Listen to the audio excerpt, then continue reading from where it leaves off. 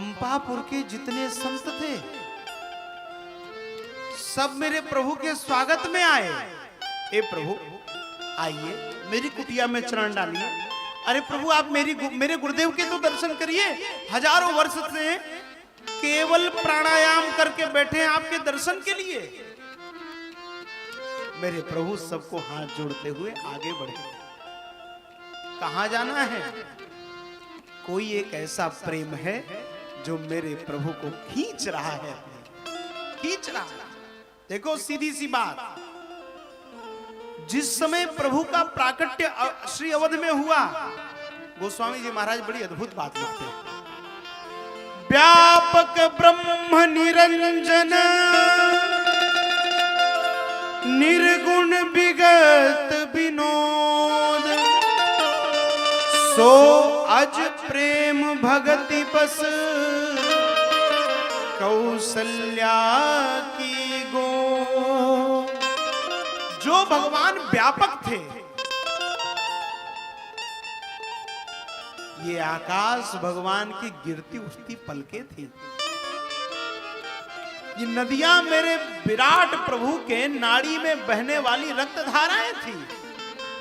ये पवन मेरे प्रभु के प्राण थे। ये पाताल मेरे प्रभु की एड़ियां हैं। ये सागर मेरे प्रभु का उदर है। ये पर्वत ये मेरे प्रभु के विशाल वक्षस्थल है। ये हरे भरे सुंदर वृक्ष मेरे प्रभु की रोमावलियां हैं। इतना विराट प्रभु जो व्यापक था, वह मां कौशल्या की गोद में आ जाए, इतना छोटा बन गया। जो व्यापक था वो सूक्ष्म हो गया। जो ब्रह्म था वह बालक बन गया। जो निरंजन था वह सांजन हो गया।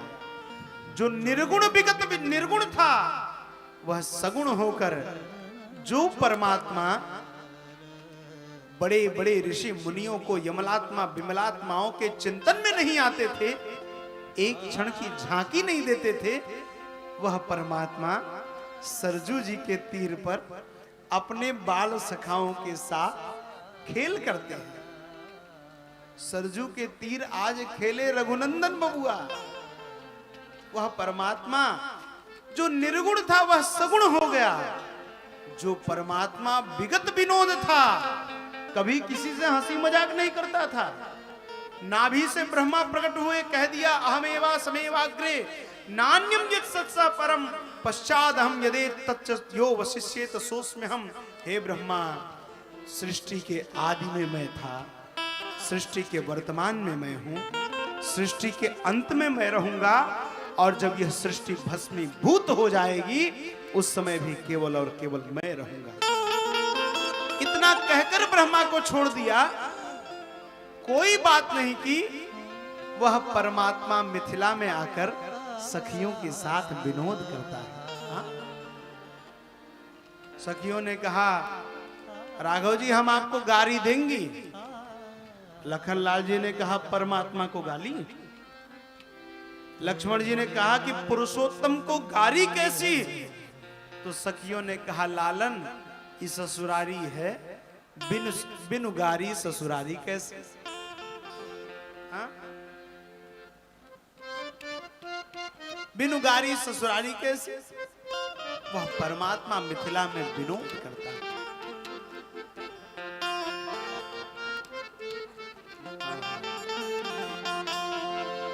बता द बबुआ लोगवा देत काहे? बता द बाबुआ, बता द बबुआ, बता द बबुआ लोगवा देत काहे गाड़ी? बता द बबुआ लोगवा देत काहे गाड़ी? बता द बबुआ। राम जी से पूछे, राम जी से पूछे, राम जी से पूछे, राम जी से पूछे जनकपुर के नारी। बता द बबुआ लोगवा देत काहे गाड़ी? बता द बबुआ लोगवा देत काहे गाड़ी? बता द बबुआ। पागल पागल दाढ़ी, ई बुढ़ऊ बाबा के पागल पागल दाढ़ी, ई बुढ़ऊ बाबा के पागल पागल दाढ़ी, ई बुढ़ऊ बाबा के पागल पागल दाढ़ी। देखन में छोट लागे, देखन में छोट लागे खाए भारी थारी, बता बबुआ लोगवा देख काहे गारी हो, बता बबुआ लोगवा देख काहे गारी हो, बता बबुआ। हम तुमसे पूछीला ए धनुषधारी, हम तो से पूछीला ये धनुषधारी, एक भाई गोर काहे, एक भाई बोल काहे एक काहे कारी, बता बबुआ लोगवा देख काहे गारी हो, बता बबुआ लोगवा देख काहे गारी हो, बता बबुआ तू बता द बबुआ। तू बता बबुआ। अब प्रसंग तो इतना है, फिर तो अब महाराज जो भगवान विगत विनोद थे वह मिथिला में विनोद करते हैं। ये कैसे संभव हुआ? संभव कैसे हुआ? तो गोस्वामी जी महाराज निष्कर्ष लिखते हैं, सो अज प्रेम भगति बस, वह परमात्मा केवल और केवल प्रेम के वशीभूत होकर बालक बनकर अयोध्या में प्रकट हो जाता है। भगवान केवल प्रेम के बंधन को मानते हैं, ये ध्यान रखिएगा।